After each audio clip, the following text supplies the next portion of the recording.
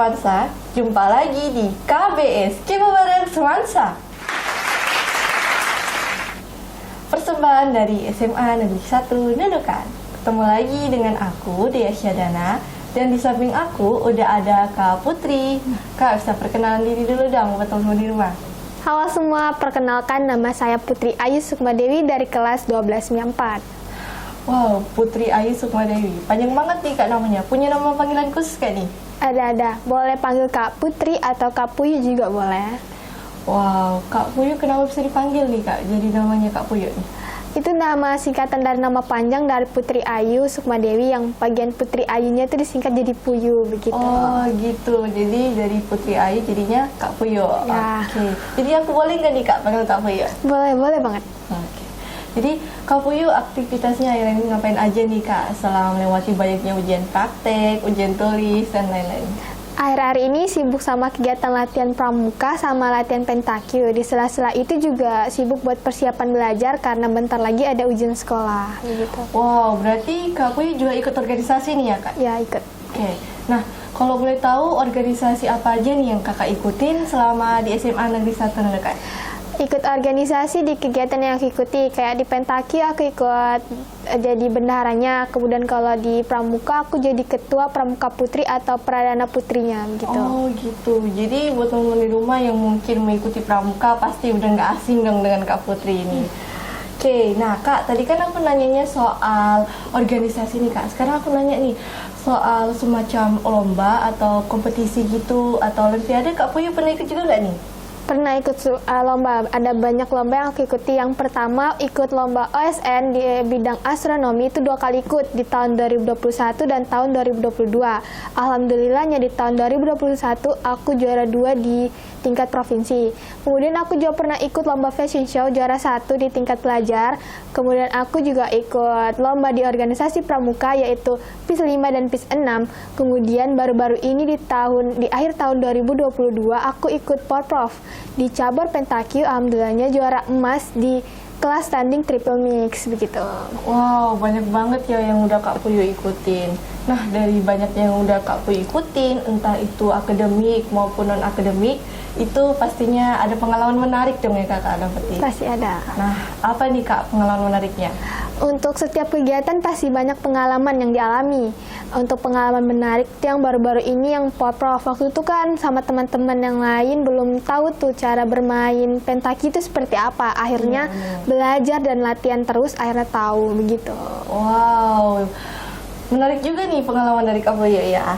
Nah Kak, sejujurnya aku ini tipikal orang yang jarang banget ikut banyak kegiatan nih Kak. Nah, apalagi ikut banyak kegiatan sebanyak dari Kak Puyu tadi yang udah Kak Puyu sampein. Nah, jadi gimana sih Kak rasanya ikut banyak kegiatan gitu? Terus vibes-nya gimana sih? Ada enak-enaknya gak nih Kak? Kalau ditanya vibes-nya ada yang enak dan gak enaknya. Yang gak enaknya itu kayak sebelum tanding tuh kita nervous, dingin gitu untuk mulai gitu.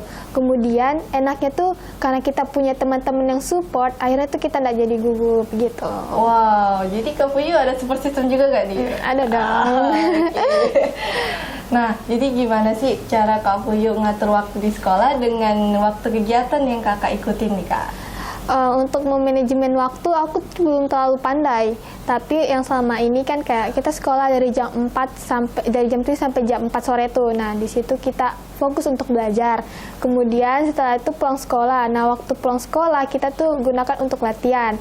Kemudian kalau kita ikut sebuah kompetisi nih, kita bakal diberikan sebuah dispensasi. Nah, dispensasi ini yang kita gunakan untuk latihan lebih begitu. Oh, oke. Berarti kita harus memanfaatkan waktu sebaik-baiknya ya Kak ya. Nah, Kak, dari Kak Puyu sendiri ada nggak nih manfaat dari ikut banyak kegiatan dari kayak Kak Puyu tadi? Dan ada nggak nih manfaat yang bisa Kak Puyu sampaikan buat teman di rumah?